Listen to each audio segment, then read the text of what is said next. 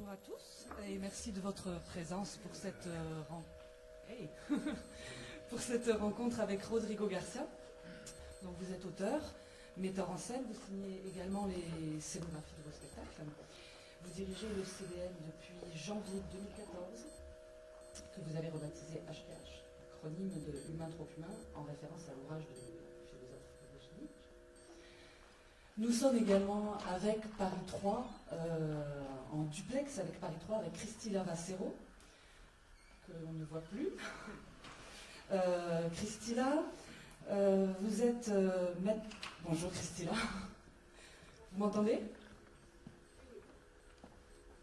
Ça marche avec Paris 3? Non, oui, ça marche. Ça marche. Oui, on ça... est plusieurs. Donc bon, il faudra gérer ce paramètre, bien sûr. Donc, Christila, merci beaucoup pour votre présence, enfin téléprésence. Vous êtes maître de conférence à l'université Sorbonne Nouvelle, Paris 3. Vous enseignez la littérature latino-américaine, le théâtre latino-américain, le cinéma latino-américain, l'histoire de l'art en Amérique latine et la traduction.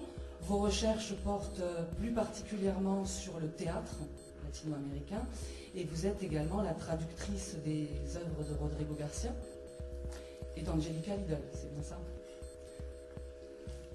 Vous êtes accompagnée d'Alexandra Moreiro da Silva qui travaille avec vous sur la question de la traduction, plutôt avec la langue portugaise puisque vous êtes traductrice des œuvres de Bernard-Marie Coltès et de Jean-Luc Lagarce. C'est bien ça. Donc pour cette première rencontre, qui est un début, je l'espère, nous allons revenir sur votre parcours, puisque nous attendons votre prochaine création, 4, qui aura lieu les 5, 6 et 7 novembre à HPH. Ce n'est qu'un début, en fait, pour pas mal d'étudiants qui sont, je pense, les plus jeunes de nos étudiants, qui ont découvert vos textes, mais qui vont découvrir votre mise en scène, votre travail scénique par le biais de 4. Et avant de vous poser quelques questions, puis de laisser la parole au public, je vais peut-être vous présenter un petit peu votre parcours artistique. Donc, n'hésitez pas à m'interrompre pour rectifier, compléter ce que je dis. Donc, votre première rencontre avec le théâtre a lieu à Buenos Aires, puisque vous avez grandi à Buenos Aires, à l'âge de 6 ou 7 ans. Vous avez assisté à une mise en scène réalisée par Victor Garcia de Yerma, une pièce de Federico Garcia Lorca dans laquelle les comédiens semblaient se noyer dans un immense voile. À la fin du spectacle, il y eut un noir, une musique assourdissante, et lorsque la lumière s'est rallumée, les comédiens étaient pendus, pris dans la toile à la verticale, un peu sur le principe du papier tue-mouche. Vous racontez que vous avez été effrayé et subjugué à la fois. Vous avez été, lors de votre adolescence, un grand consommateur de théâtre, un compulsif même, dites-vous, et vous gardez un vif souvenir de l'effervescence créatrice qu'il y avait à ce moment-là à Buenos Aires. Vous évoquez la liberté autant que la rigueur des comédiens, leur professionnalisme, même s'ils n'étaient pas payés.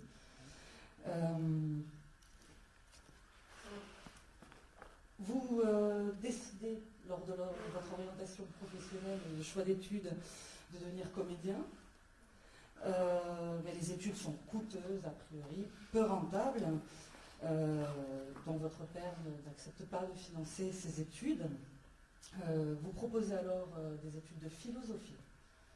La réponse est sans appel, c'est encore pire que le théâtre, vous répond-il. Vous intégrez alors une école de publicité et vous payez des cours de théâtre tout en continuant ce travail dans la publicité, dans une école qui applique à la lettre les principes et préceptes de Stanislavski. Vous expliquez, lors d'une interview, on travaillait sur la mémoire affective et sensorielle, et cela me semblait totalement improbable. Pourtant, j'y suis quand même restée 2 ans. Je me suis accrochée, tout le monde faisait des exercices d'acteur en cherchant les émotions au fond de soi, tout le monde pleurait, ils y arrivaient très bien, et moi je n'y arrivais pas. Je trouvais ça absurde.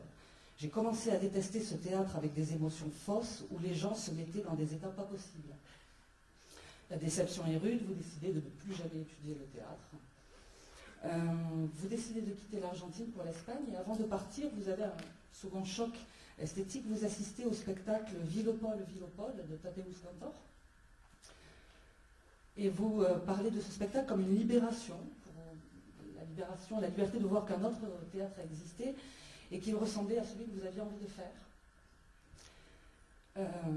En 1986, vous vous installez en Espagne, à Madrid. Vous continuez votre travail dans la publicité et vous continuez le théâtre, la mise en scène. Vous jouez dans des salles assez petites, avec peu de public. Vous commencez à écrire, notamment après avoir lu Heiner Müller et plus précisément Hamlet, Machine. Et vous racontez, lors d'une interview avec beaucoup d'humour, cette anecdote. J'ai moi aussi voulu écrire un texte comme ce type. Et j'ai absolument tout copié. Le texte s'appelait Macbeth Image.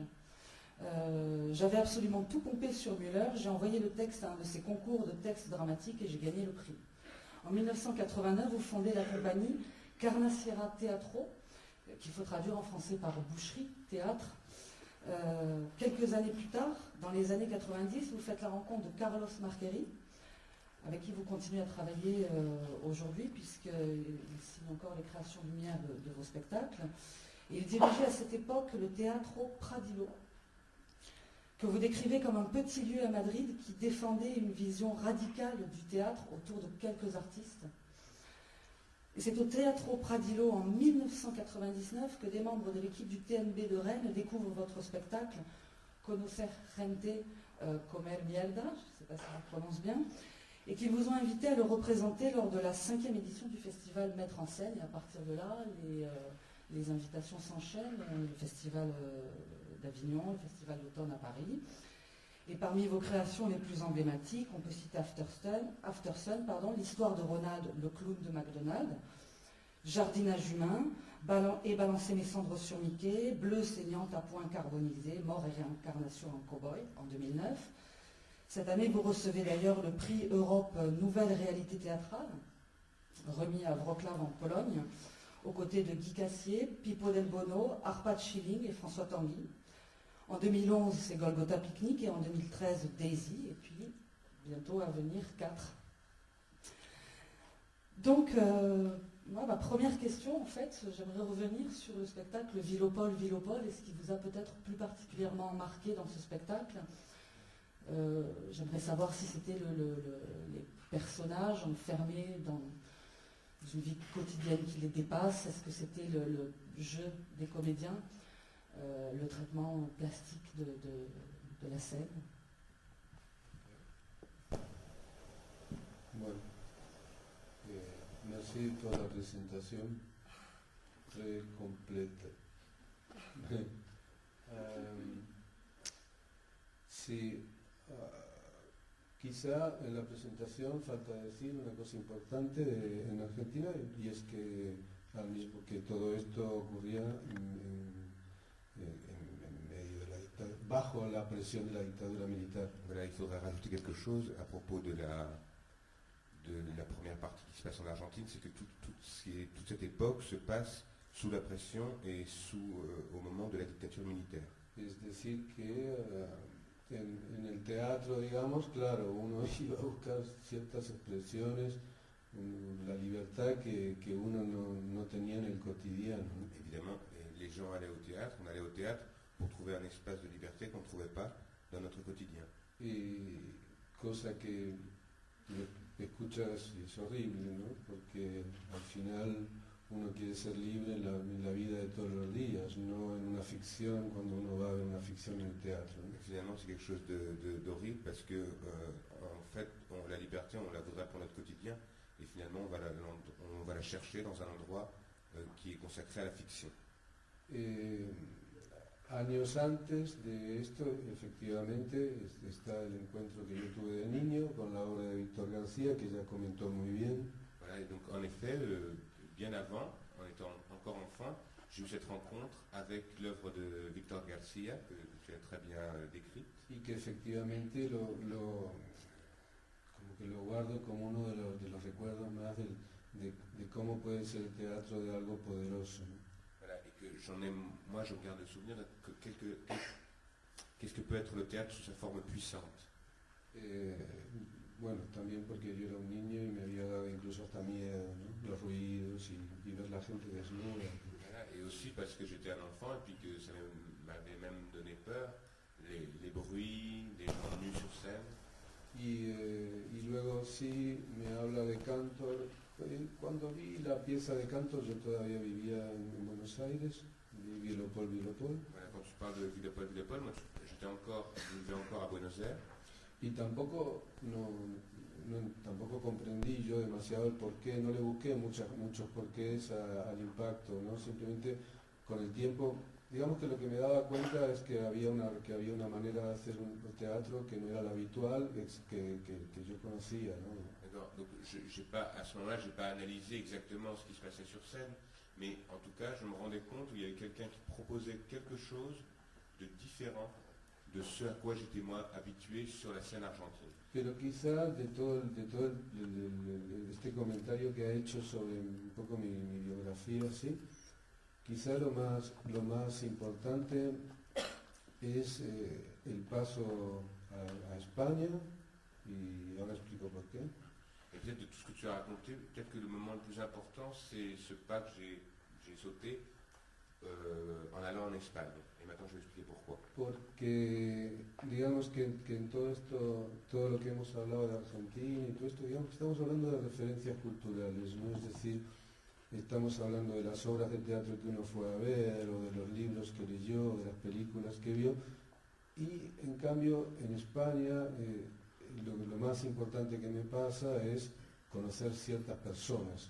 Voilà, et donc évidemment quand on est en train de parler de toute cette période argentine, on parle de références culturelles, de ce que j'avais pu voir, de ce que j'avais pu voir comme film, comme spectacle, mais en arrivant en Espagne, je fais des rencontres personnelles avec des personnes. Es decir, que yo le doy mucho más importancia a ciertas personas que encontré en mi vida que a las referencias culturales, es decir, a los libros que leí o a las películas que vi. Voilà, et de mon côté, je donne plus d'importance à la rencontre de certaines personnes qu'à des références culturelles, les livres que j'ai pu lire, les films que j'ai pu voir, les spectacles que j'ai pu voir. Bueno, también eso forma parte de mi propio proceso de intentar humanizarme, ¿no? Voilà, et ça fait partie de mon propre processus de tâcher de m'humaniser moi-même. De darme cuenta que también existen las otras personas y que no es simplemente, no podía estar viviendo toda la vida en una biblioteca, ¿no? Voilà.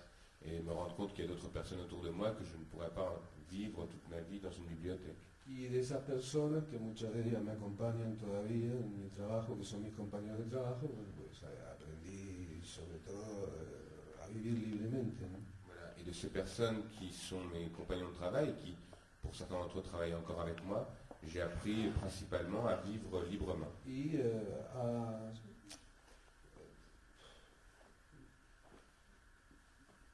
ser fuerte, ¿sabes? Cuando tienes una idea, no sé cómo explicar esto, como a no dejar tus ideas, a no abandonar cuando tienes ideas, pues seguir trabajando en eso, aunque no sean exitosas o populares, ¿no? Voilà. Et donc, une des choses aussi fortes dans ces relations, c'est d'être fidèle à ses idées, de ne pas les abandonner quand les vents sont contraires, quand les gens n'apprécient pas les œuvres, de continuer un chemin qu'on s'est fixé et qui nous intéresse. Y esas cosas pues solo no las puedes hacer, o sea, tú puedes tener un poco de fuerza, pero necesitas gente que también esté en la misma onda de comunicación, ¿no? Voilà, et ça, tout seul, on ne peut pas le réaliser. On a besoin autour de soi de gens, chacun a un peu de force, on a de la force, mais on a besoin de gens qui puissent, avec qui tu peux communiquer et qui sont d'accord sur certains principes pour pouvoir mener ce combat. Y tuve la fortuna, como tú has dicho antes, de encontrarme gente de mi propio Pradillo que dirigía Carlos Marquerío, y ahí pues bueno, encontrarme con este tipo de gente, ¿no? Et j'ai eu la chance, donc, au Théâtre Paladillo, de rencontrer ce genre de personnes. Théâtre Paladillo qui était dirigé par Carlos Marquerí, de rencontrer ce genre de personnes qui pouvaient m'accompagner. Voilà. Merci beaucoup. vous évoquiez justement ces rencontres et ces personnes. Vous travaillez depuis longtemps en fait avec les mêmes comédiens et j'aimerais savoir effectivement comment cette rencontre artistique a eu lieu, comment aussi elle évolue dans le temps et comment elle impacte sur votre travail et sur votre écriture notamment. Sí, los actores son la materia de mi trabajo Les acteurs sont la matière de mon travail. y es verdad que suelo repetir a los actores en mis obras y es porque son como los compañeros de camino, más que compañeros artísticos, es más que compañeros artísticos. Ouais, donc, et c'est vrai que j'ai tendance à reprendre les mêmes acteurs dans différentes œuvres parce que ce sont mes compagnons de voyage, plus encore que des compagnons artistiques, que des collaborateurs artistiques. Ce sont des compagnons de route. Entonces, bueno, es gente con la que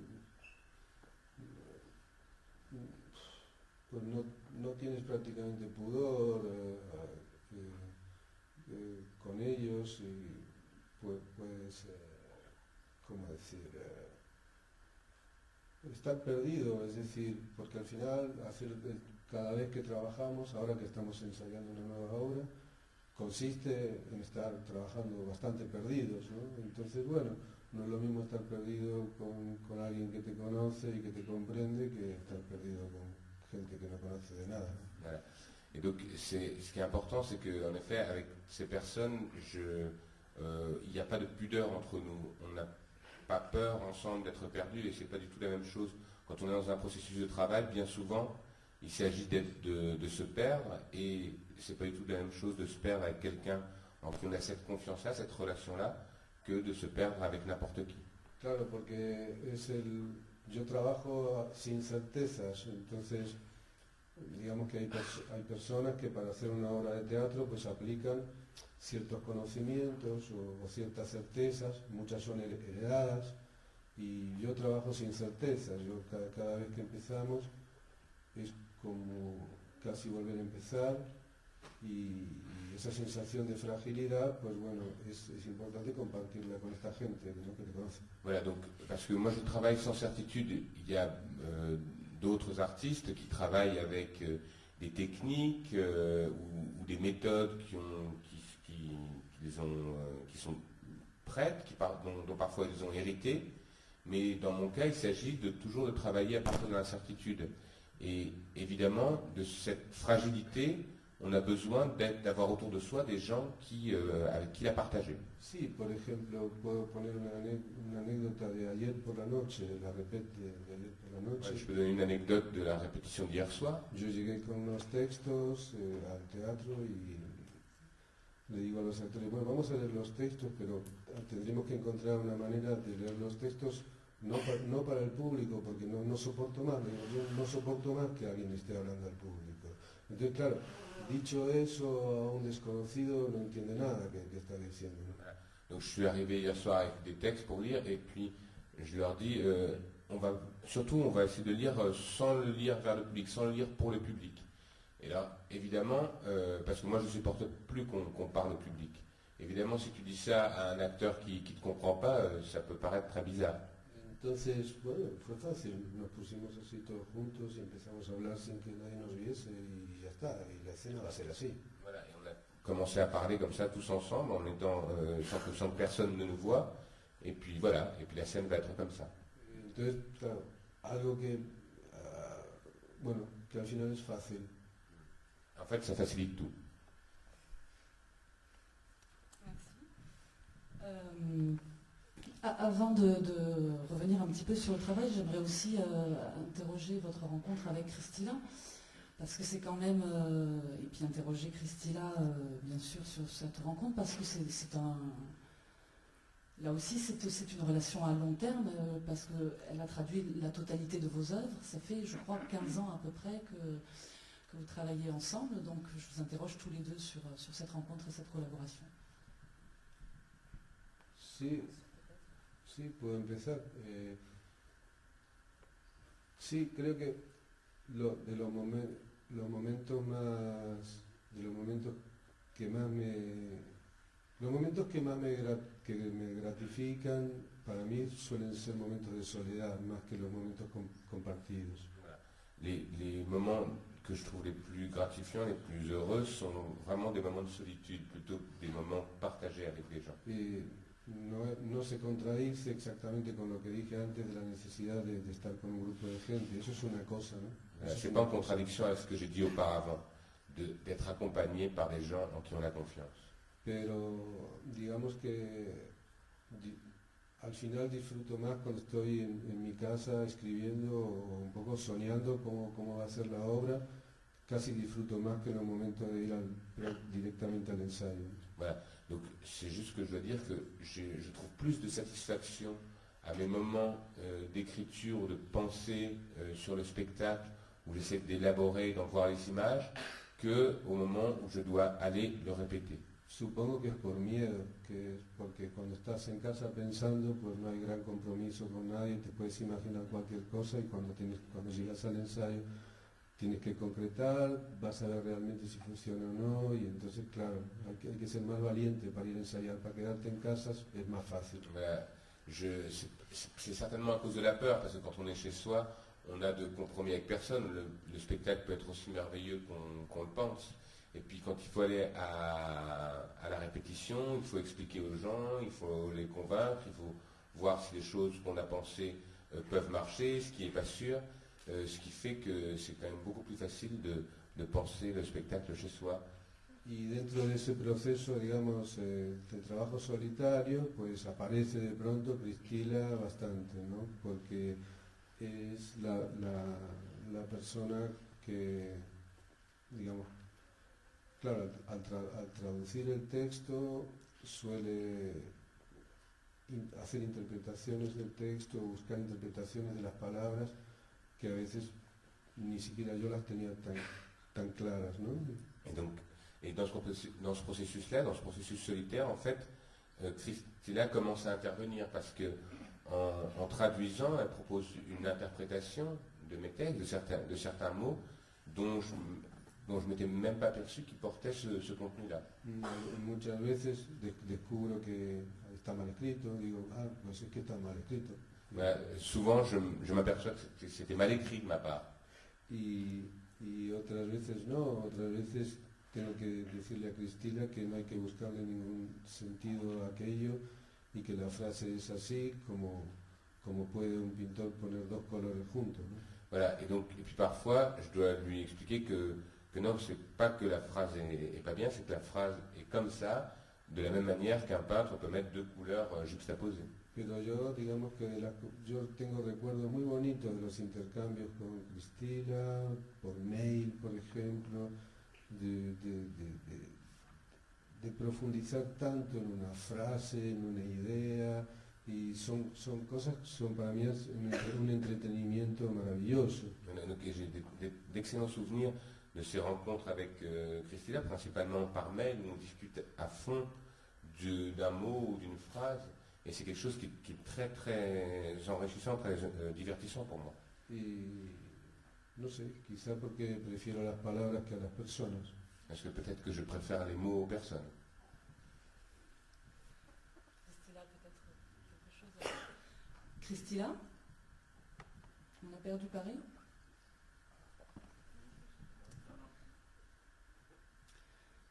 Tu crois qu'on a perdu Paris? Ah non, c'est bon. Christila, vous voulez rajouter peut-être, vous expliquer de votre côté comment cette rencontre a lieu, comment vous travaillez depuis 15 ans, c'est bien ça, sur les textes de Rodrigo Garcia? La première fois, c'était en 98. Vous m'entendez ou pas? Je vais peut-être me rapprocher du micro. Oui, là, Est-ce ça que y est. vous m'entendez? Très bien. Vous m'entendez? Oui, on entend très bien. Donc du coup, je suis un peu en gros plan. Oui, c'est depuis 98, je crois que c'était la première fois. Bon, c'est une chance de pouvoir travailler avec Rodrigo parce que c'est un auteur qui est très lucide sur son écriture, donc on peut parler avec lui, ce qui n'est pas le cas de tous les auteurs. Et il se trouve que moi, en plus, j'ai plutôt des réticences à demander à un auteur d'être le commentateur de son texte. Je trouve on trouve les solutions de traduction plus dans le texte que dans les questions qu'on peut poser à l'auteur, à qui on demanderait d'expliquer ce qu'il a écrit, alors qu'il l'a écrit une fois.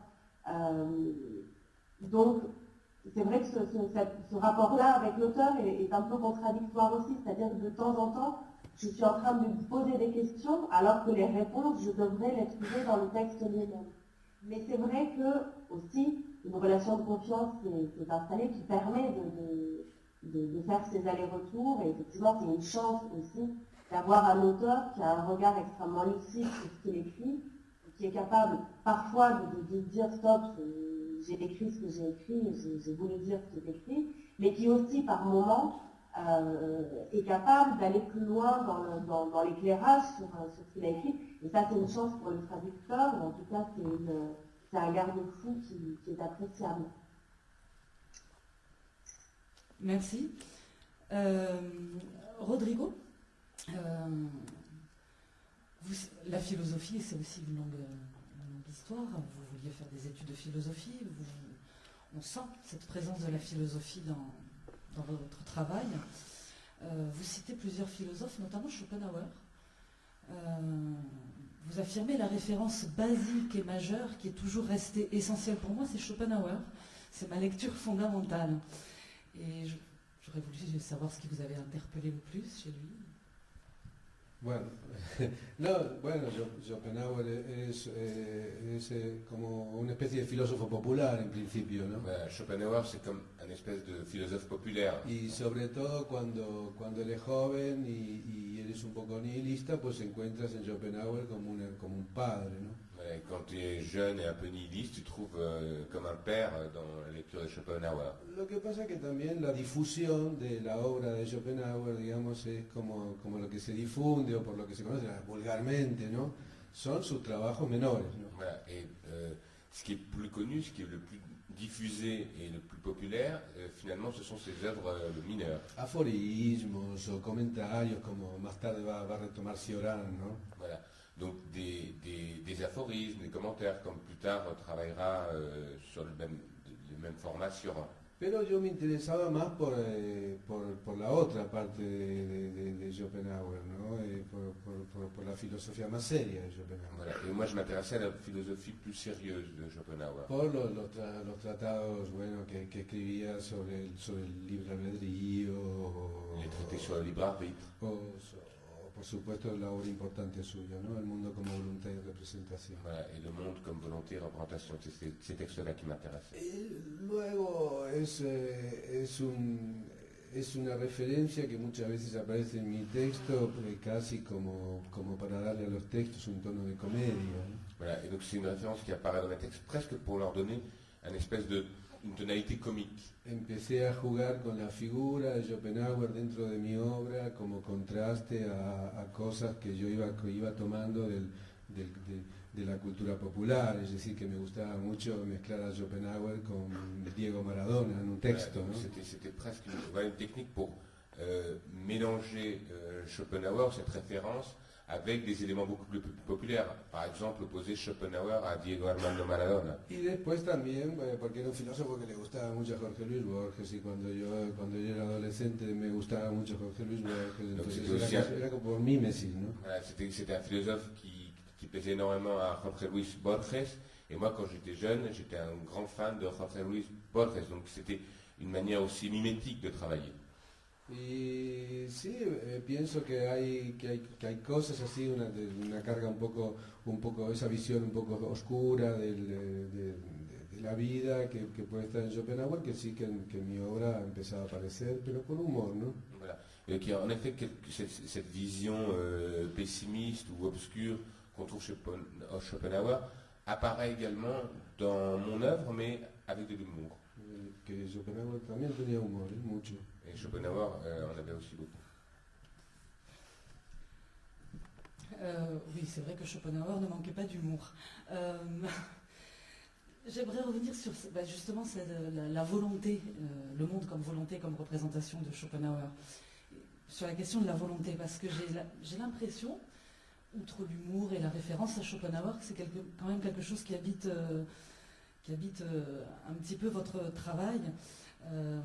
Schopenhauer faisait un lien entre l'art et la philosophie en disant qu'elles avaient pour point commun de ne pas penser le monde de manière exclusivement rationnelle, mais s'adresser à la part la plus intime, justement, qui est cette volonté comme pulsion, force vitale, pulsion de vie, qui existe à l'intérieur de chaque chose. Et j'ai l'impression que votre travail, l'ensemble de votre travail, explore quand même un petit peu cette partie, ce qui nous agit, ce qui nous restitue dans cette condition naturelle et charnelle et incarnée, avec des émotions profondes comme déjà le besoin de nourriture, et puis des émotions comme la peur, le désir. Et voilà, vous explorez vraiment ça dans votre travail, dans votre travail écrit comme dans votre travail scénique. Bueno, sí, también se puede agregar que a esa parte, digamos, más emotiva, que también se puede hablar de una parte espiritual, que existe también en la obra de Schopenhauer, que era un filósofo muy atento a las filosofías orientales también. Voilà, donc on peut ajouter qu'aussi dans mon œuvre, il y a un aspect spirituel qui est présent dans l'œuvre de Schopenhauer, qui était très sensible aux démarches orientales, aux démarches de pensée orientale. No sé.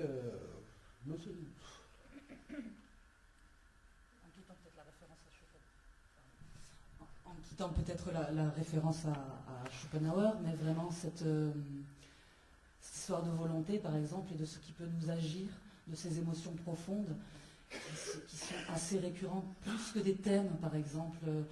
J'ai l'impression qu'à l'intérieur, vous avez abordé effectivement des thèmes comme la religion, la société de consommation, qui ne sont que des thèmes. Il y a quelque chose de plus profond et de plus fondamental dans votre travail.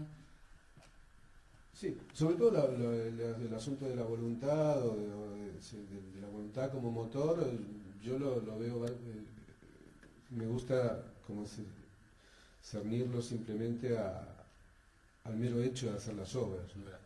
Donc l'idée voilà, ce concept de volonté comme moteur de la vie, disons que je le situerais dans l'espace de créer des œuvres, de faire les œuvres. Sí, es decir, en ese sentido no se puede decir que un filósofo, un escritor como Schopenhauer fue un pesimista, porque ningún pesimista se pone a escribir tanto, ¿no? Voilà. Donc de ce côté-là, on ne peut pas dire par exemple que Schopenhauer soit véritablement un pessimiste, parce que jamais un pessimiste n'écrirait autant. Es decir, que el mero hecho de escribir y de escribir lo que escribe es un acto de optimismo y de esperanza, ¿no? Et le fait même d'écrire ce qu'il écrit, c'est un acte d'optimisme et d'espérance. D'autres philosophes, peut-être?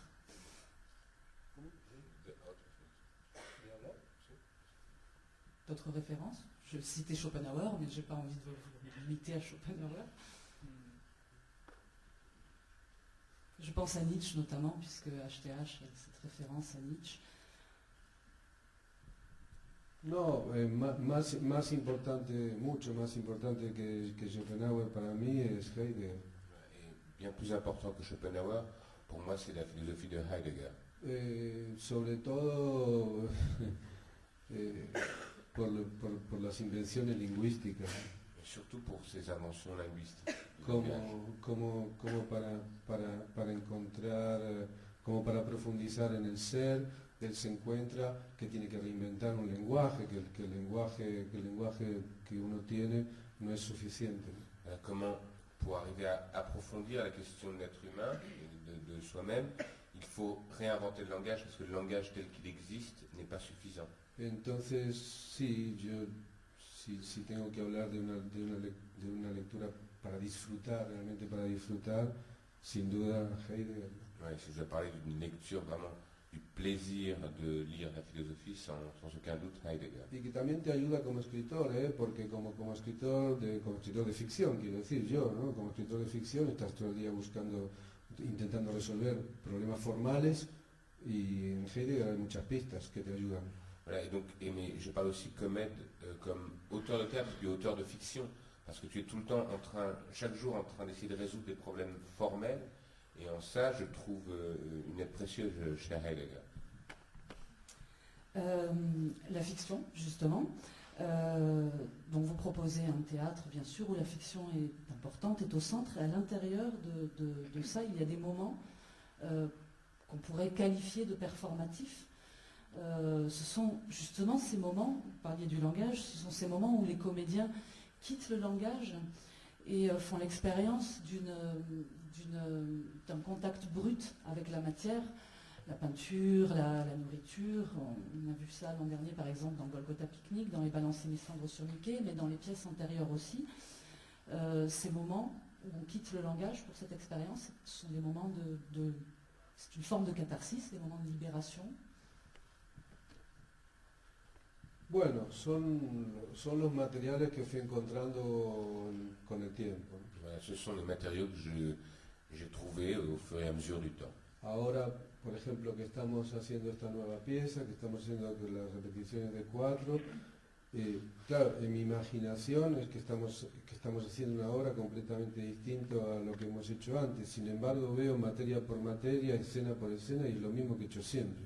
Et donc, maintenant on est en train de répéter pour 4, et puis objectivement, j'ai l'impression que je suis en train de faire quelque chose de totalement nouveau, mais ensuite je regarde matière par matière, image par image, et je m'aperçois que c'est ce que j'ai fait toute ma vie. Es decir, no puedo dejar de inventar algo, no puedo dejar de inventar como un mecanismo, sea cual sea, para que los actores en algún momento se ensucien y estén incómodos, siempre. Voilà, je ne peux pas cesser de trouver un moment où il y a un rapport entre l'acteur et la matière qui sont sales, qui se sentent mal à l'aise, et ça a été toujours comme ça. No puedo dejar de trabajar con animales, parece que necesito que haya algún animal en escena, si no, no puedo trabajar. Ouais, j'ai l'impression que j'ai besoin qu'il y ait un animal sur scène pour que je puisse travailler, donc je continue à travailler avec les animaux. Y no puedo dejar de trabajar con palabras, que siempre digo, bueno, voy a intentar hacer una obra sin palabras, y al final siempre aparece otra vez la palabra. Ouais, et je n'arrive pas à faire de pièces sans parole. Je me dis à chaque fois, je essaie de faire une pièce sans parole, et à chaque fois apparaissent les mots. Entonces, bueno, esos elementos que al final son siempre los mismos, uno o los puede ver como un defecto, como una virtud. Voilà, et donc évidemment, tous ces éléments qui apparaissent à chaque fois, on peut le voir de deux façons, soit comme une qualité, soit comme un défaut. Evidentemente puedo inventar otras cosas, porque hay mucho de donde copiar, pero son cosas que no son mías, no las viviría como algo propio, ¿no? Voilà, évidemment, je pourrais faire autre chose, parce qu'il n'y a rien de plus facile que de copier, mais je ne le sentirais pas comme quelque chose de propre, quelque chose qui m'appartienne. Ouais, c'est facile de chercher d'autres formes qui ne réuniraient pas ces ingrédients-là, ces éléments, parce que je peux copier sur d'autres formes, d'autres artistes. C'est facile de copier. Mais moi, mon truc, c'est de faire comme ça. Daisy était quand même une pièce assez différente, j'ai l'impression, dans la mesure où peut-être ce côté performatif était moins exalté, peut-être. Une pièce très écrite avec beaucoup de textes. Avec 4, ça se passera comme avec Daisy, ou vous renouez un petit peu plus? Sí, bueno, en Daisy también, no, para empezar hay que decir que yo nunca tengo previsto de antemano qué vamos a hacer, eso jamás, ¿no? C'est très important d'abord de dire que je ne prévois jamais rien de ce que je vais faire. Porque tenemos la suerte de hacer este trabajo, que es crear obras de teatro, es una suerte, y aprovecharla significa, como dije antes, andar perdido, si no, que no tiene gracia. Voilà, donc avoir cette chance, il faut en profiter. Donc en profiter, ça veut dire quoi? Ça veut dire être perdu ensemble, sinon ça n'a aucun intérêt. Si es un trabajo donde ya sabes lo que vas a hacer, a la hora que entras, a la hora que sales y qué vas a hacer, no es demasiado interesante. Si tu sais ce que tu vas faire, si c'est comme un travail, que tu sais à quelle heure tu arrives, à quelle heure tu pars, tu sais exactement ce que tu vas faire, c'est un travail qui n'est pas intéressant. Entonces, claro, cuando empecé con Daisy, yo qué sé, empecé a escribir, escribí mucho, escribí demasiado. Voilà, quand j'ai commencé à travailler sur Daisy, j'ai commencé à écrire, et puis j'ai écrit beaucoup, j'ai écrit trop. Pero bueno, también es porque por culpa de ciertas lecturas de ese momento. Yo estaba descubriendo en ese momento la literatura de Tomás Pinchón, estaba como muy enganchado, digamos, a este descubrimiento de Tomás Pinchón y bueno, estaba como, ¿cómo se dice? Como contaminado, puede ser, sí, de esa mente tan que no se puede parar, ¿no? que tiene Pinchón y tan excesiva. Donc évidemment, au moment où j'écris Daisy, je suis en train de lire, je suis influencé par ce que je suis en train de lire, je suis en train de découvrir le travail de Thomas Pynchon et mon écriture se trouve contaminée par cette espèce de capacité de Thomas Pynchon à toujours avoir un esprit sans arrêt en activité, une parole qui ne s'arrête pas, qui tourne toujours, qui avance toujours. Y entonces, bueno, me encontré con un montón de textos y por eso Daisy es una obra como básicamente littéraire.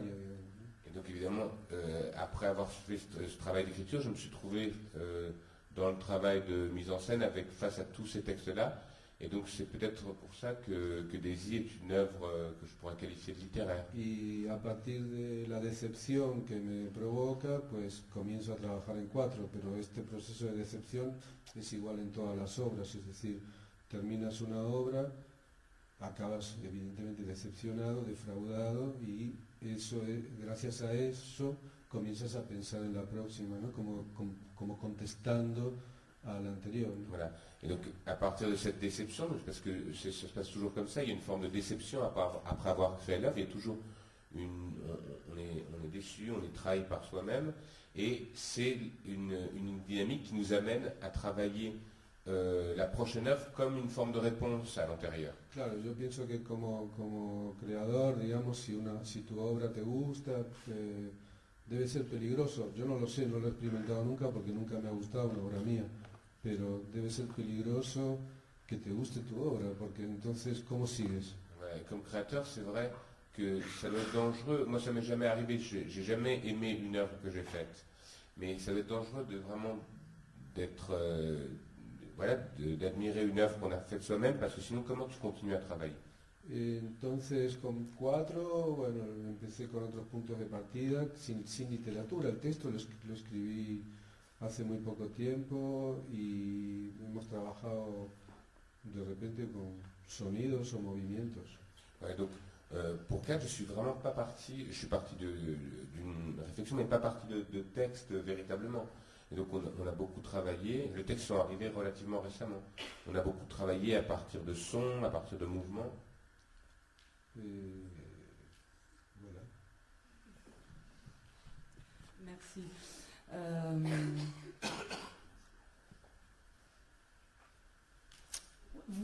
Mathias Langhoff, par exemple, a monté un de vos textes en 2003.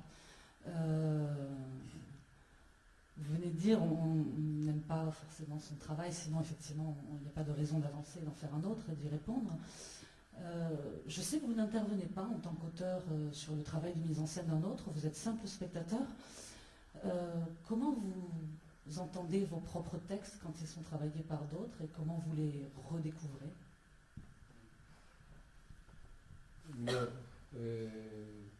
Bueno, lo de siempre, como autor, digamos, los textos afortunadamente están publicados y traducidos y tal, y es una suerte, están ahí para que la gente, quien quiera, los tome y los haga, ¿no? Voilà, comme auteur, j'ai cette chance d'avoir mes textes publiés, mes textes traduits, et ils sont là pour que d'autres personnes s'en emparent et puis les mettent en scène. Pero yo jamás cuando veo una obra que otra persona hace con mis textos, nunca lo considero mi obra, nunca.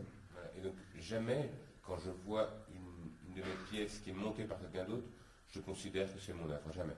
Pero porque, no sé, quizá porque yo pienso que el teatro es una cosa que acontece en el teatro, no en los libros. Ouais, certainement parce que je pense que le théâtre c'est quelque chose qui a lieu, qui existe dans le monde du théâtre et qui ne vient pas de la littérature. Entonces cuando alguien monta otra obra mía, yo soy consciente que la obra no me pertenece. Et quand quelqu'un monte une de mes pièces, je suis conscient qu'elle ne m'appartient pas.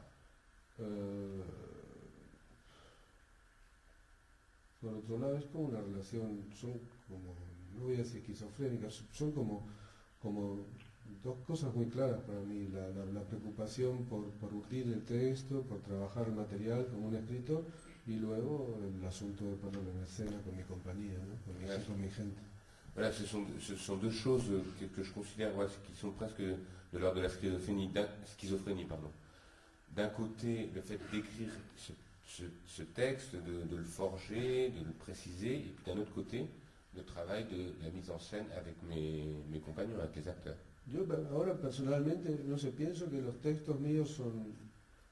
Me gustan más que estén en la biblioteca para ser leídos por la gente que para ser representados por otros directores de escena. Voilà. Maintenant, franchement, mes textes, je pense qu'ils sont vraiment mieux dans une bibliothèque pour que les gens les lisent plutôt que pour qu'ils soient représentés par d'autres, qu'ils soient mis en scène par d'autres personnes.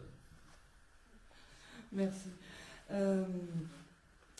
J'avais une question peut-être à Christina sur la traduction en fait. Alors moi je ne suis pas du tout hispanophone et j'ai entendu plusieurs fois que l'espagnol pouvait être une langue plus crue, plus directe d'un côté et d'un autre côté plus imaginative ou plus inventive que le français. Est-ce que déjà vous confirmez ça? Et ensuite du coup comment ça se traduit, ça se travaille justement pour passer au français?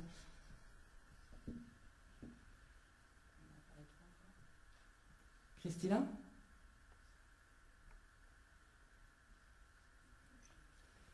Je n'avais pas activé le mot. Christina, on ne vous entend pas du tout. Je n'avais pas activé le micro, je ne sais pas si vous m'entendez.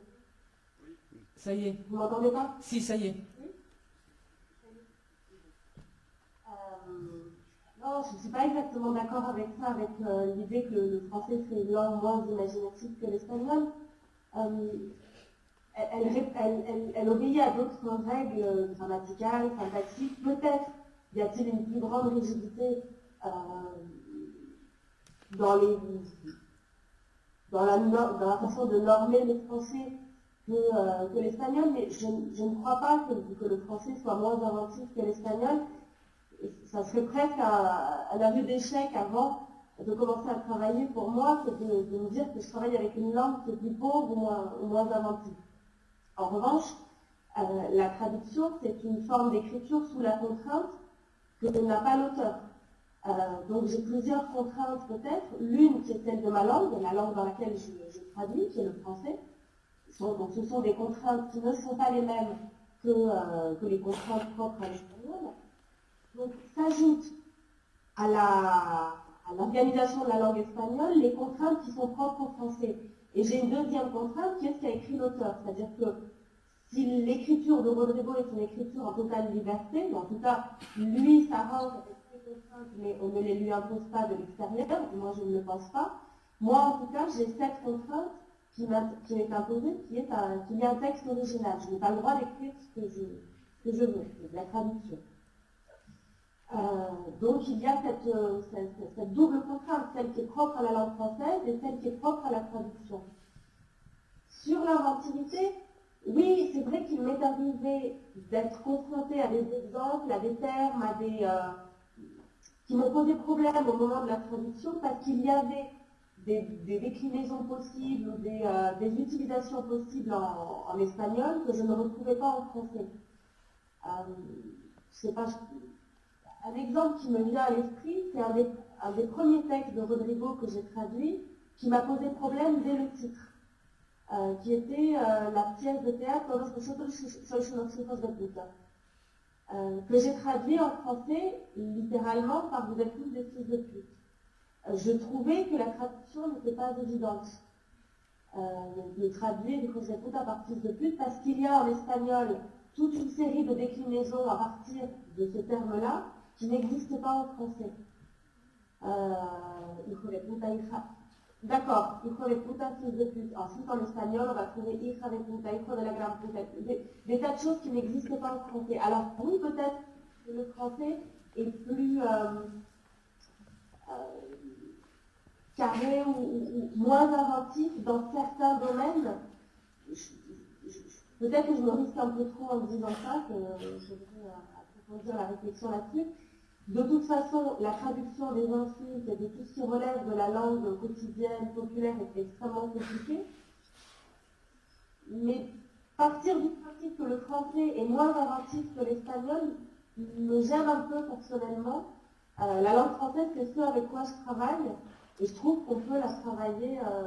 Voilà.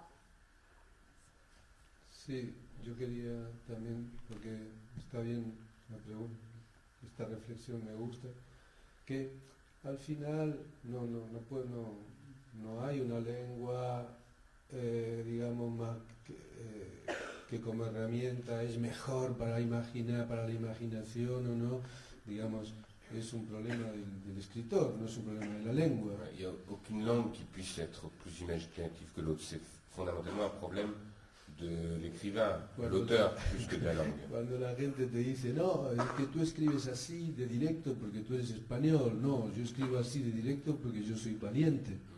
Donc, et quand on dit tu écris de manière directe parce que tu es espagnol, eh bien non, j'écris de manière directe parce que je suis courageux. Entonces tú puedes ser valiente o puedes ser un cobarde, no importa en qué lengua, ¿no? Et tu peux être lâche, tu peux être courageux, donc quelle que soit la langue. Si yo escribo con humor, no es porque el pueblo español tenga un humor mejor o peor que el pueblo inglés, simplemente soy yo que tengo humor. Voilà, et donc si j'écris avec humour, c'est pas parce que le peuple espagnol a plus d'humour que le peuple anglais, parce que moi j'écris avec humour. Luego, sí, es verdad que otro asunto es el problema de la musicalidad, las cadencias, pero bueno, eso sí es otro asunto evidente, es otra historia, ¿no? Voilà, et donc évidemment après il y a des questions de rythmique, de cadence, mais ça c'est des choses évidentes qui sont des problèmes de la traduction. Sí, pensamos en Luis Ferdinand Céline. Voilà, on pense à Ferdinand Céline. Bueno, no parece una literatura francesa, si uno piensa, ¿no? En la literatura como más clásica. Céline, ça ne fait pas penser en soi à la littérature française comme disons, de manière classique. Y es un pilar de la literatura francesa. Et c'est un des piliers de la littérature française. Merci.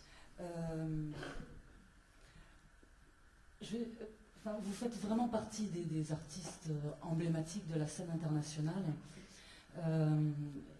Et on peut constater une tendance, en tout cas en Europe, où la figure du metteur en scène, au sens traditionnel du terme, qui s'empare justement du texte d'un auteur, d'un texte déjà écrit, tend peut-être à disparaître. Enfin, en tout cas, se confirme une tendance à la création avec des figures comme celle de Jan Lowers, Fabre, Romeo Castellucci ou vous. Est-ce que vous qui connaissez bien l'Amérique latine, c'est une tendance aussi que vous pouvez constater sur le continent sud-américain?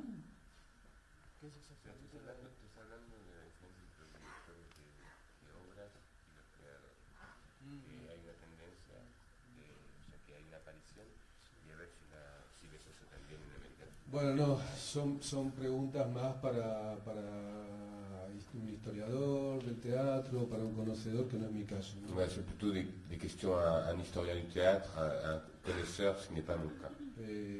Pero de todas formas, yo soy favorable, yo creo en las personas como individuos, ¿sabes? Y en la pluralidad, ¿no? Ouais, moi je crois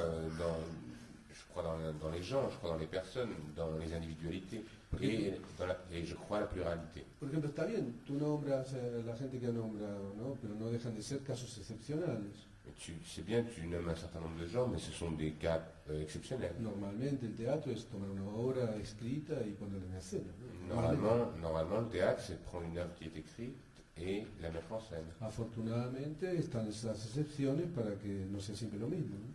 Voilà, et heureusement, il y a ces exceptions pour que ce ne soit pas toujours la même chose. Luego es verdad que en América Latina, no sé, es muy grande América Latina, pero es verdad que en Argentina sí que se puede decir que hay como una manera bastante homogénea, ¿no?, de hacer teatro. Ouais, donc l'Amérique latine, on ne peut pas parler de l'Amérique latine, c'est quelque chose qui est vraiment trop vaste, mais en Argentine, oui, il y a d'une certaine façon une certaine homogénéité dans la manière de construire les œuvres de théâtre. Pero también quizá por eso, son muy interesantes las excepciones, ¿no?, cuando surgen, ¿no? Et justement, à cause de ça, les exceptions sont particulièrement intéressantes. Vous revenez donc d'une tournée. Est-ce que vous pouvez nous en parler un petit peu? A ver, ¿qué puedo decir que no sea simplemente algo anecdótico? Qu'est-ce que, voilà, donc je reviens tourner, oui, qu'est-ce que je pourrais dire qui soit pas juste une anecdote? Difícil. Bueno, me encontré, hicimos una gira por Bogotá, estuvimos en Bogotá y luego en Buenos Aires y en Córdoba, Argentina. Donc on a été à Bogotá en Colombie, puis ensuite à Buenos Aires et à Córdoba en Argentine. En Bogotá quizás fue lo más sorprendente porque había muchísima gente, entonces me llamó la atención de la curiosidad. À Bogotá, c'est ce qui m'a le plus surpris, c'est la quantité de gens qui sont venus voir la pièce. Et donc j'ai été surpris par cette curiosité. Y me parece reseñable porque es una curiosidad que no veo que en muchos países está perdida, ¿no?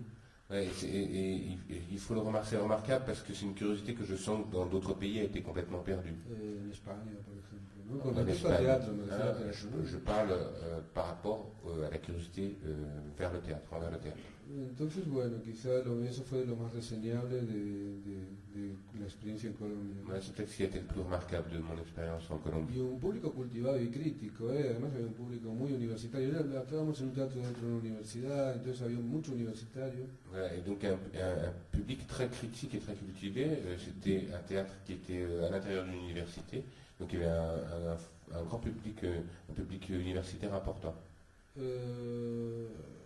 Y luego, bueno, Buenos Aires ya es más difícil de hablar de lo que pasó porque como se hacía dentro del marco de un gran festival internacional, los festivales convierten todo en algo artificial. Donc après c'est difficile de parler de Buenos Aires parce que on participait, donc on était présent à l'intérieur d'un grand festival et donc les festivals ont tendance à transformer tout en quelque chose de très artificiel. Sí, a veces como público, me imagino que el público tendrá que... Debe ser difícil para cada espectador ser un espectador un poco virginal en medio de toda la parafernalia que tiene un festival, que se convierte al final el arte en un objeto de consumo, de snobismo, etc. Voilà. Donc c'est vrai que c'est difficile pour le spectateur dans ces festivals d'arriver à peu près vierge face aux œuvres puisque on est plutôt dans un espace de consommation finalement. Pero bueno, cada espectador es un mundo aparte y yo estoy seguro que habrá gente con la que habremos comunicado bien. Voilà, en même temps, chaque spectateur est un monde à part et je suis certain qu'on a certainement communiqué très bien avec certains spectateurs. Merci beaucoup. Pardon. Donc on ne parlera pas de programmation puisque dans 2 jours, le vendredi 23 octobre à 18h, vous parlerez donc de la programmation de HTH et ça aura lieu au Gazette Café, c'est bien ça, à 18h, qui se trouve donc 6 rue Lévat à Montpellier, c'est près de la gare. Donc du coup, je vais peut-être laisser la parole au public, à moins que vous vouliez rajouter quelque chose avant, Rodrigo ? Non ? Donc peut-être s'il y a des questions dans le public...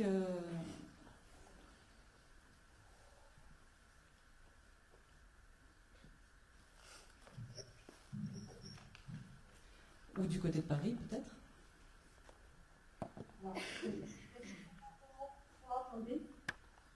Allô? Oui, Houston. D'un peu loin, on entend un peu mal. Hein. Je voudrais juste présenter les personnes qui sont dans la salle à Paris. Donc vous voyez ici des étudiants qui sont des étudiants, il y a des étudiants de Paris 3, des étudiants de Nanterre, de l'université de Nanterre, qui sont venus, alors je fais juste un petit switch de caméra avec Stephen Corsanti, qui est ici, et donc qui est professeur du théâtre à l'Université de Nanterre. Donc voilà, je tenais à présenter toutes les personnes qui étaient ici, et je vais laisser la place.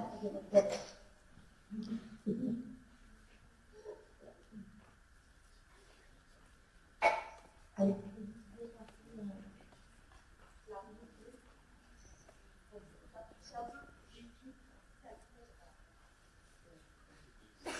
D'accord. Il a évoqué rapidement la situation du théâtre en Espagne.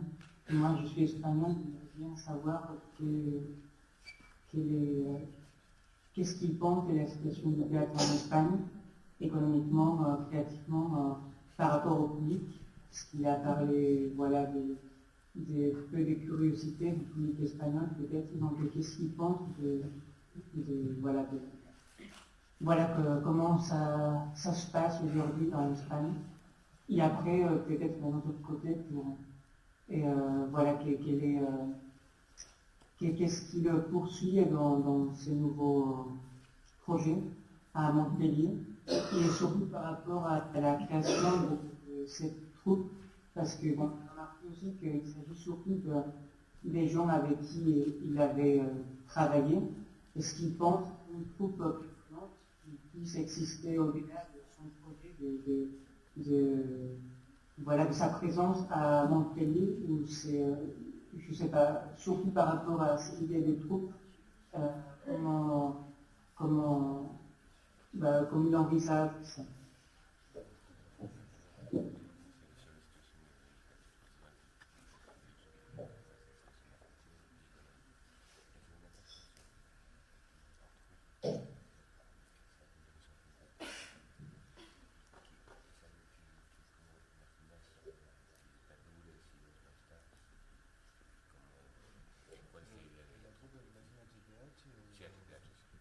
Hola.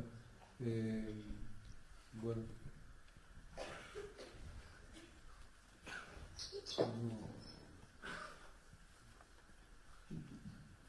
No tengo tampoco tanto conocimiento como para hablar de lo que pasa en España, ¿no? Pues, voilà, je n'ai pas une si grande connaissance pour être compétent pour parler de la situation en Espagne. y por lo general, si tengo que remontarme a mi época cuando empecé a trabajar y viendo cómo siguen las cosas, es que prefiero no hablar porque no tengo ganas de estar diciendo cosas negativas sin parar. Voilà, et donc si je m'en remets à comment moi j'ai commencé, la situation en Espagne quand j'ai commencé et comment elle a évolué, ben, je préfère presque pas en parler parce que pour dire des choses négatives, je ne vois pas ce que ça apportera. Sí, es un tema claramente político, y porque es un tema político y que atañe a España, y yo preferiría no hablar ahora aquí de eso porque tampoco creo que interese demasiado. Voilà, donc c'est un thème politique qui concerne l'Espagne et je ne vois pas que ce soit forcément l'endroit pour m'attarder là-dessus. En cuanto a la troupe de actores que trabaja conmigo, bueno, es normal. He dicho antes que son la materia de mi trabajo, que los necesito para crear, y es lógico que estén conmigo, ¿no? Voilà, donc c'est la matière de mon travail, que j'en ai besoin pour créer, et donc il est tout à fait logique que je les ai avec moi dans le projet. Lo que no sé exactamente lo de la troupe, si me lo quieres reformular la pregunta, pues no sé exactamente qué quieres saber. Voilà, j'aimerais bien que tu reformules ta question parce que je ne vois pas exactement ce que tu cherches à savoir, ce que tu as en tête avec ta question. Tu pourras la poser d'ailleurs directement en espagnol, ce qui faciliterait beaucoup les choses.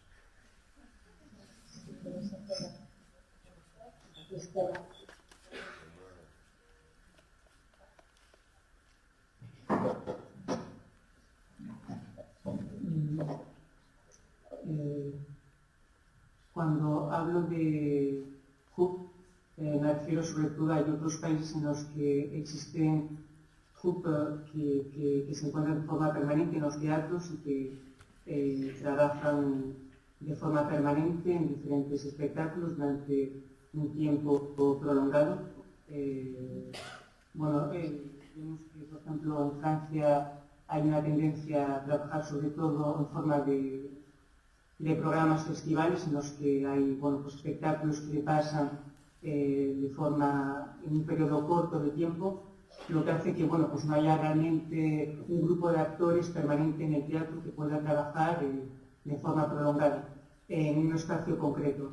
En Alemania, por ejemplo, pues es diferente, se prima más a la existencia de un grupo de actores que pueda trabajar de forma prolongada. ¿No?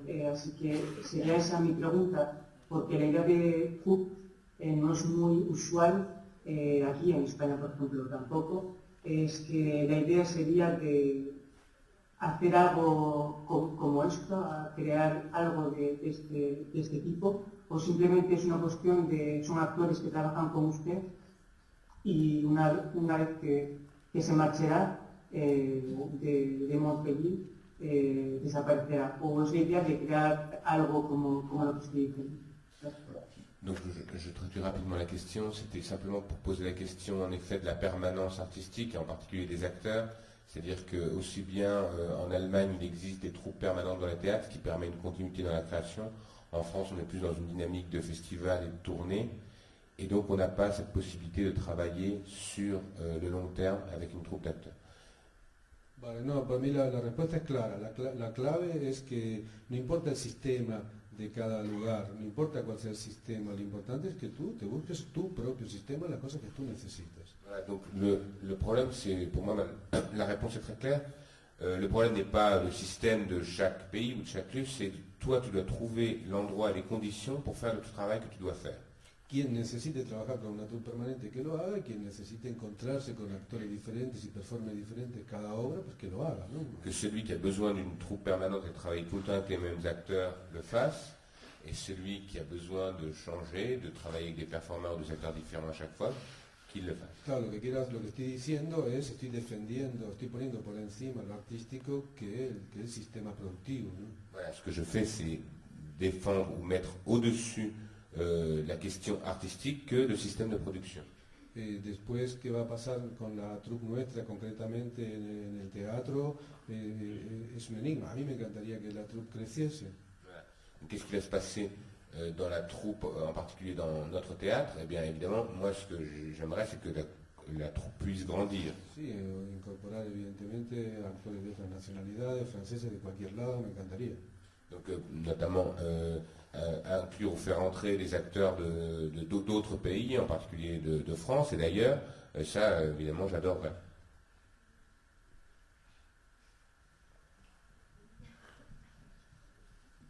Une autre question? C'est plus facile de poser. Donc, Là-haut. il y a deux personnes.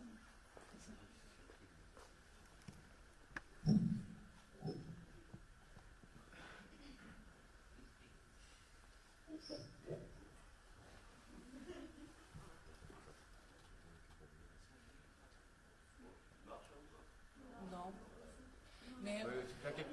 Mais on vous entend et puis on sera obligé de reformuler pour Paris, donc c'est pas...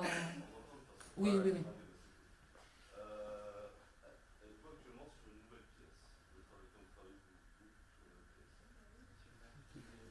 Ouais, on est là pour ça en fait. Il y a une création en 2 semaines.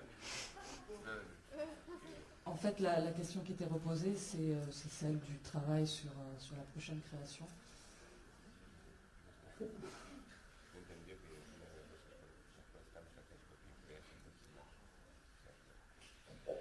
Oui, donc, puisque la nouvelle pièce sera créée les 5, 6 et 7 novembre à Achterge, donc très prochainement, hein, il ne reste que 15 jours. En fait, on est en pleine répétition depuis, Rodrigo est en pleine répétition depuis 2 mois environ.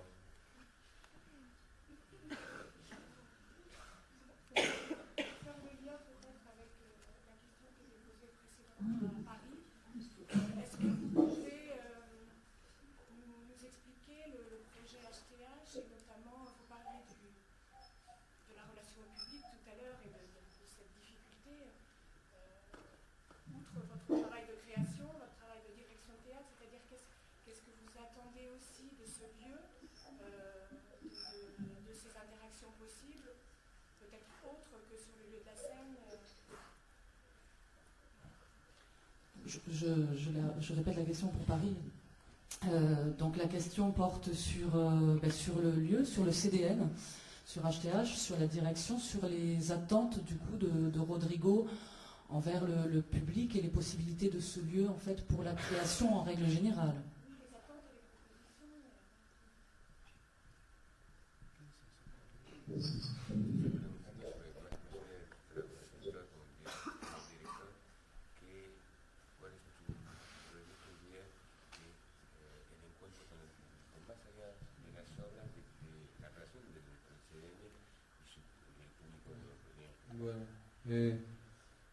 Bueno, pensé que... No, voy a intentar contestar. Hasta ahora estaba muy contento porque porque yo estaba aquí solamente como el artista que está trabajando y como el escritor y como el tal, y no como el director de la institución. Yo esperaba que nos limitásemos hoy simplemente a hablar de mi trabajo artístico y no como director de institución, que eso se va a hacer en esto de la Gaceta que dijo, pero voy a intentar contestarle igual. Voilà, je vais essayer de vous répondre à votre question. Jusque-là, j'étais très content parce que je pensais que la matinée était consacrée à mon travail de créateur et en particulier autour de la prochaine création, puisqu'il va y avoir quelque chose autour de l'institution vendredi au Café Gazette. Mais je vais tâcher de vous répondre quand même. No sé, yo me tomé de la dirección del teatro, me la tomé como una creación también desde que llegué. Voilà, donc moi, je considère la direction de ce théâtre comme une création en elle-même.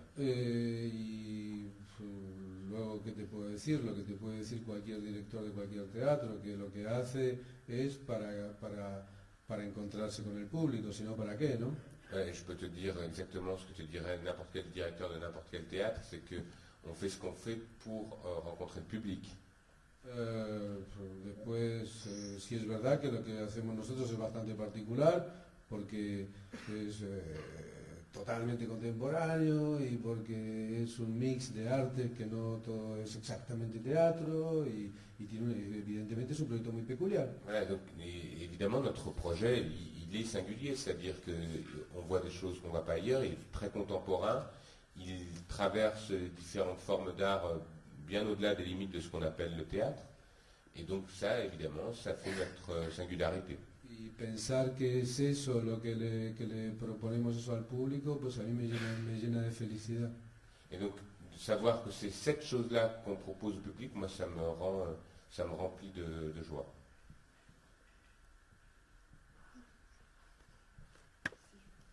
Bonjour. Ma question, c'est au créateur, pas au directeur. Je suis là. Ici. Pardon. Donc ma question, c'est vers le créateur. Et c'est en relation aux coproductions internationales qui vous concevez. Je vous pose cette question depuis la méconnaissance totale par rapport à la coproduction dans le théâtre. Je viens du cinéma documentaire. Je suis chilienne. Je travaille avec la France de Chili, contre la France de Chili. Donc j'étais assez d'accord par rapport à votre description de l'effet de festival qui peut être pareil dans le cinéma, c'est-à-dire cette tendance à devenir artificielle des choses vers le snobisme, etc. Est-ce que les coproductions internationales dans les théâtres permettent une co-création avec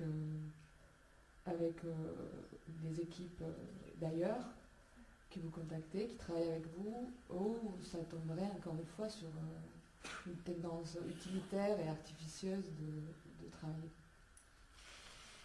Est-ce que Paris, Christila, est-ce que vous entendez la question du public ou est-ce qu'il faut que je reformule?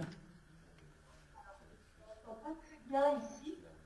La question du public, on l'a très mal entendue. D'accord. Alors là, la nouvelle question porte sur la coproduction, en fait, entre l'Amérique latine et la France, enfin, ou plus largement, pas forcément que l'Amérique latine. Et la question, c'est est-ce que ça... Est-ce que la coproduction permet pour lui, ou ça a permis jusqu'à là, de vraiment co-créer ensemble avec les équipes d'ailleurs, ou est-ce que ça a une tendance à l'artificialité ou à l'esnobisme ou à devenir les choses jetables comme un festival?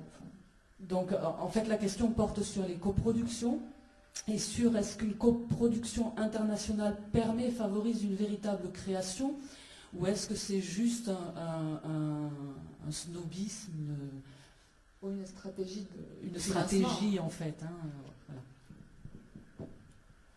voilà. Bueno, la coproducción también, afortunadamente, se relaciona con la exhibición, ¿no? Porque al final uno hace la obra para mostrarla y cuanto más coproductores hay, tú sabes que esa pieza va a girar, y más allá de lo económico, bueno, es muy importante saber que la vas a confrontar con un montón de público. Alors, fort heureusement, en théâtre en tout cas, la coproduction a à voir aussi avec la diffusion et le fait de pouvoir montrer ton spectacle à d'autres publics. C'est-à-dire qu'évidemment qu'il y a une question financière, mais au-delà de la question financière, on sait quand on a des coproducteurs que c'est des endroits où on va pouvoir montrer nos spectacles. Luego cada proyecto es distinto, es decir, sí que puede haber proyectos donde hay un intercambio, ¿no?, internacional, pero también artístico, es decir, donde igual estás trabajando con algún actor, escenógrafo o escritor de otro país, pero bueno, eso es otro asunto, ¿no? Évidemment, il y a une partie de la coproduction qui est le fait de travailler à travers cette coproduction, parce qu'il y a des artistes qui viennent de différents pays, mais c'est pratiquement un autre problème. Y luego para acabar de esto que dije de los festivales, ¿no? Bueno, he dicho quizá esta parte que un poco crítica, ¿no? Pero bueno, tampoco hay que olvidar la cosa positiva, ¿no? Bueno, al menos gracias a ese circuito, te guste o no, tenemos la posibilidad de mostrar el trabajo al público, ¿no? Ouais, donc évidemment, même tout ce que j'ai dit, même si je ne retire pas tout ce que j'ai dit des festivals, il faut aussi reconnaître que malgré tout, c'est des endroits où on peut atteindre aussi le public et d'autres publics.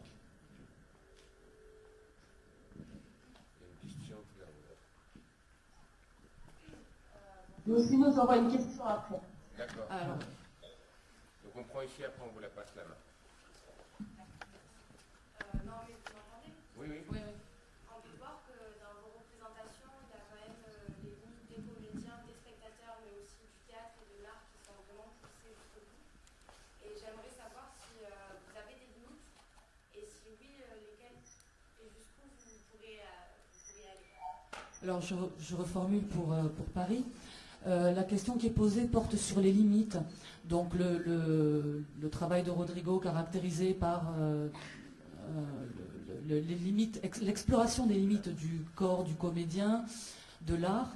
Et donc la question était tout simplement où situez-vous les limites?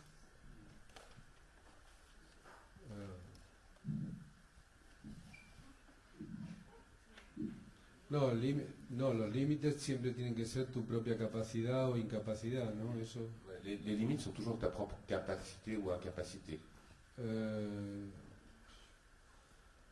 Luego, sí, es verdad que hago en mis piezas, ¿no? Hay cosas que para mucha gente transgreden ciertos límites, pero para mí no, como por ejemplo las historias con los animales, ¿no? Voilà. Donc, il est vrai, il faut noter que évidemment il y a des choses dans les pièces qui, pour beaucoup de personnes, sont des transgressions, mais pour moi ça ne l'est pas. Comme par exemple la question des animaux qui est souvent relevée. Bueno, si yo lo necesito como para expresarme, pues lo seguiré utilizando. Et donc si moi j'ai besoin de ça pour m'exprimer, je continuerai à utiliser ces formes-là. Luego también sé, por ejemplo, que hay los problemas que trae, ¿no? Mira, ahora en esta obra que estamos haciendo ahora estamos trabajando con 4 gallos, ¿no? Hay 4 gallos en escena, por ejemplo. Yo sé perfectamente que yo con esa obra no voy a poder ir a Alemania. Donc, par exemple, on a une pièce que je suis en train de faire maintenant, donc la pièce 4, il y a 4 coqs dans la pièce. Ben, je sais parfaitement que cette pièce, je ne pourrais pas la faire en Allemagne. Y me fastidia porque en Alemania hice muchísimas obras y conozco muy bien a la gente que vienen porque lo tienen todo muy legalizado con los animalistas y tal. Y sé que, que no me van a permitir hacer la obra, ¿no? Et donc, j'ai beaucoup travaillé en Allemagne et je sais les règles qu'ils ont qui sont très précises quant à l'utilisation d'animaux dans les œuvres artistiques et je sais qu'ils ne vont pas me laisser faire la pièce là-bas. Bueno, y también sé que no importa dónde, en Alemania o en Francia, en España, donde sea, seguramente cuando la gente vea los gallos, pues mucha gente se va a irritar, también lo sé. Je sais que dans d'autres endroits, en France, en Espagne, en Italie, il y aura des personnes, quand ils verront les coqs sur scène, ça va les irriter. ¿Qué hago? ¿Lo quito? ¿Lo quito? Qu'est-ce que je fais? J'enlève les coqs. Entonces, no, ¿me entiendes? Ese es el problema. Entonces, hay toda una presión para que cambies de opinión. Y si cambias de opinión, ¿qué favor estás haciendo a la sociedad? Et donc, il y a beaucoup de pression pour que tu changes, toi, ton opinion. Et si tu changes d'opinion, quelle est ton utilité par rapport à la société?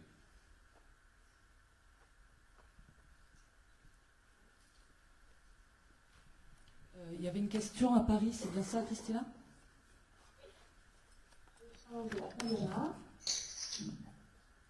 Nicolas? Voilà. Oui, alors on entend, mais on ne voit pas encore. Mais on entend. Español y en français. Voilà, comme ça. Buenas.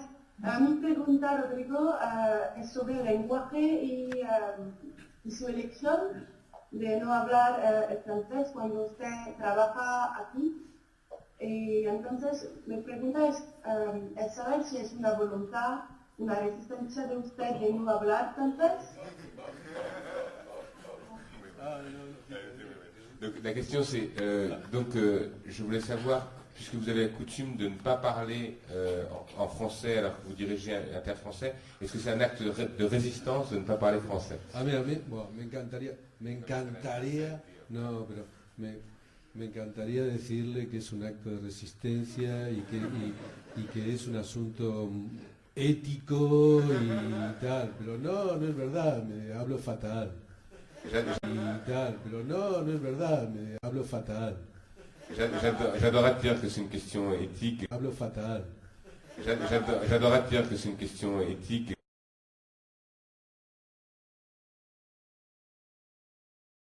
La respuesta es simplísima y es que es inexplicable, que no se puede explicar. La réponse est plus simple, c'est que c'était inexplicable, on ne peut pas l'expliquer. Es decir, es una materia, es como decir, ¿por qué Joseph Beuys trabaja con grasa? Voilà, c'est une matière, c'est comme te poser la question, pourquoi Joseph Beuys travaille avec de la graisse? Ya sé que hay todo, podemos saber por qué Joseph Beuys trabaja con grasa, ya lo sabemos, ya lo leímos, pero es mentira, pero no hay una justificación. Trabaja con grasa porque ama esa materia. Il travaille avec de la graisse parce qu'il aime cette matière. Y necesita utilizarla. Et il a besoin de l'utiliser.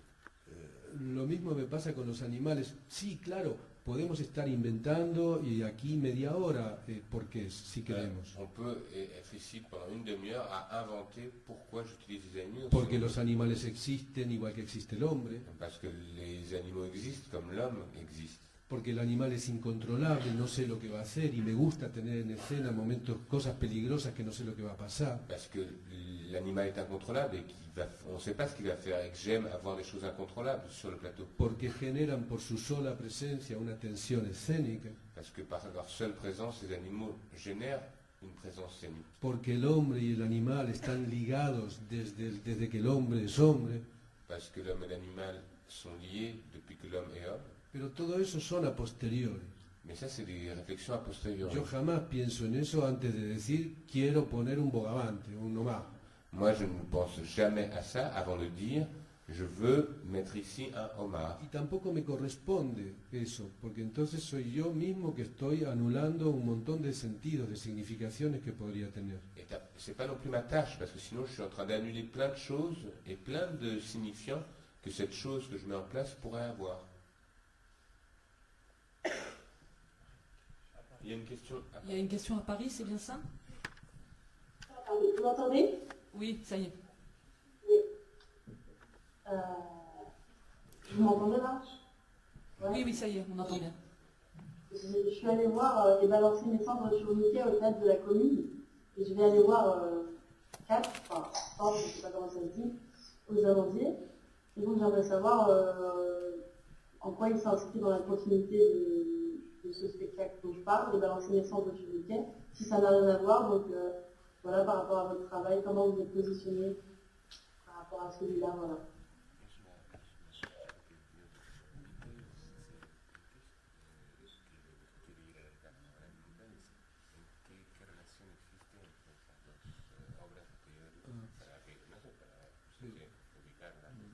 No, mira, el momento donde yo descubro cómo son las obras realmente lo descubro la última semana de trabajo, es decir que todavía no sé cómo va a ser 4.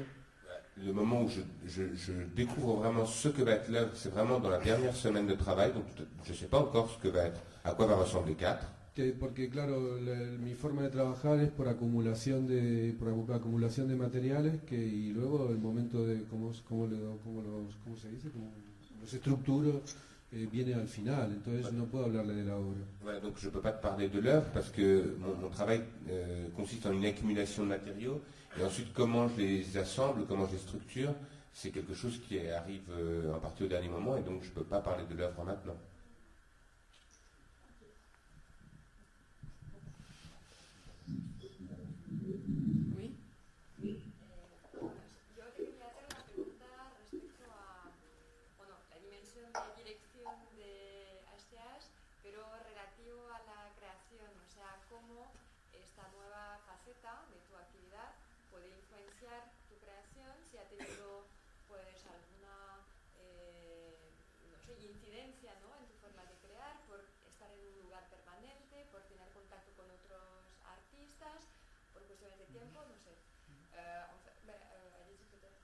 Je dois traduire. Donc, la question est la relation entre le fait d'être à la tête du CDN, être à la tête du CDN et l'influence que ça peut avoir à cause des conditions de travail, à cause des rencontres, à cause de la troupe permanente sur le travail de création de Rodrigo.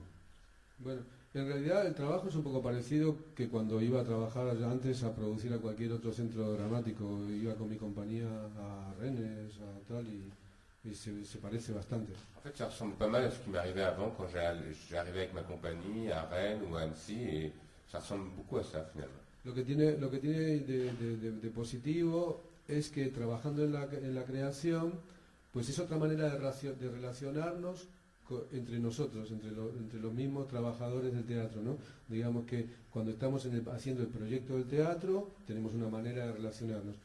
Y ahora como artista, pues se complementa esa manera, esa relación con la gente, ¿no? Le vas encontrando como otra cara a la relación. Donc c'est intéressant, c'est que ça nous donne justement une autre facette de notre relation professionnelle. Quand on travaille pour, disons, le théâtre, on a un certain type de relations qui se mettent en place. Et là, particulièrement pour la création, avec les mêmes collaborateurs, on a une autre façon de travailler ensemble. Claro, conozco a mis propios técnicos desde hace 1 año y medio trabajando, montando y desmontando, etcétera, obras que no son mías o obras que yo ya había hecho, y ahora digamos que descubro a todo mi propio equipo técnico, cómo ellos me acompañan en la creación y tienen que también, digamos, sacar la parte creativa que tienen, ¿no? Entonces, bueno, es un descubrimiento, es bonito. Ouais, donc ça fait 1 an et demi que je travaille avec mon équipe technique qui monte et démonte des spectacles que j'avais déjà créés ou les spectacles d'autres artistes. Puis maintenant, je dois travailler. On voit comment on travaille ensemble sur une création et en particulier comment eux peuvent apporter, comme j'essaie de tirer profit de leur créativité au cours du processus.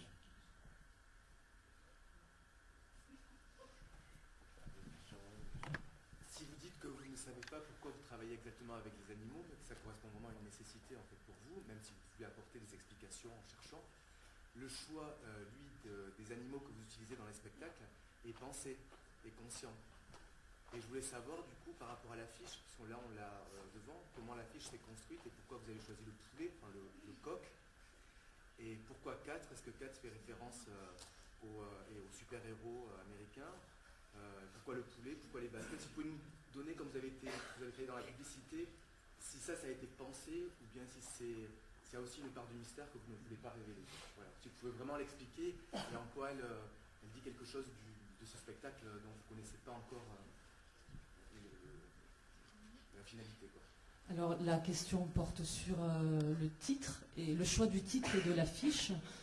Comment on choisit un titre et une affiche pour un spectacle qu'on ne connaît pas encore, c'est un petit peu ça. Et avec le coq, donc ce coq qui est au centre, le choix de ce coq aussi. Bueno, el gallo fue simple. Yo a veces hago dibujos, empecé haciendo un dibujo y dibujé un gallo con unas zapatillas de estas, unas zapatillas Adidas. En ce qui concerne le coq, c'est très simple. Moi, je fais des dessins, des croquis pendant que je travaille. Puis j'ai fait le croquis d'un coq qui avait des baskets. Y bueno, y es muy simple, es todo muy simple. Voy y dije, oye, comprar unas zapatillas de talla para niños y traigan un gallo y vamos a ver cómo le quedan. Ouais, et puis c'est très simple. Ensuite, je téléphone et je dis, allez acheter des baskets pour enfants et apporter un coq et puis on va voir comment ça lui va. Si ça lui va bien. Y bueno, y nada, le pusimos las zapatillas, el gallo empezó a caminar y me gustó. Et puis ensuite, on a mis des baskets au coq, il a commencé à marcher, et puis j'ai aimé ça. Después, ¿qué pienso realmente de eso? Bueno, es evidente que es una ironía sobre la moda, ¿no? Donc évidemment, qu'est-ce que je pense de ça? C'est évident que c'est une question d'ironie sur la question de la mode. Voilà, no sé qué más decir. Par contre, le coq, donc c'est apparu comme ça aurait pu être finalement un autre animal. Il se trouve qu'au moment où vous avez pensé votre spectacle, c'est un coq qui a surgi, et voilà, c'est la seule explication, quoi. Y bueno, la sola explicación depende si viene Freud, porque por ejemplo yo de niño le tenía miedo a las gallinas toda la vida. Évidemment, si vient Freud, on n'a pas sorti de l'auberge. Quand j'étais petit, j'avais peur des poules, moi. No, pero vamos a ver, no, pero es más importante. No, nunca voy a poner un animal, no aparece un animal, en realidad no aparece nada porque simbolice algo. Jamais rien n'apparaît parce qu'il serait le symbole de quelque chose. Son simplemente, al contrario, espero que sea sugerente. J'espère que ce soit plus suggestif. Okay. Et je peux insister sur le 4, donc le chiffre. Ah, bueno, eso también es muy simple. Yo lo siento porque todas mis respuestas son de una banalidad tremenda, pero Je suis bueno. vraiment désolé parce que toutes mes réponses sont d'une banalité terrible. No sabía cómo llamarle a la obra, porque siempre tienes que ponerle un título a la obra como 6 meses antes. Et je ne savais pas comment appeler la pièce parce que tu dois toujours mettre un titre à la pièce 6 mois avant qu'elle existe. Y yo estaba muy molesto porque en la producción me decía, mira, tenemos tan poco dinero que no puedes trabajar más que con 4 actores. Et donc moi j'étais très mal à l'aise parce que depuis la production on me disait que on a tellement peu d'argent que tu ne peux pas travailler avec plus de 4 acteurs. Y yo dije, bueno, pues entonces la obra se llama 4 y ya está. Et bon, donc la pièce s'appelle 4 et puis c'est fait. Después resulta que aparecen un montón de coincidencias. Estoy utilizando la 4ª sinfonía de Beethoven en la obra. Après, beaucoup de coïncidences, j'utilise la 4e symphonie de Beethoven dans la... Que es una de las sinfonías más espléndidas que ha escrito y sin embargo no es popular, no es tan Et c'est une reconocida. des symphonies les plus fantastiques qu'il a écrites et qui n'est pas très populaire. Y después hay bastante más referencias, coincidencias, así un poco cabalísticas con el número 4.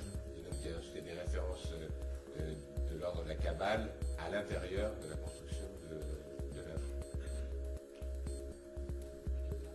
Une dernière question peut-être?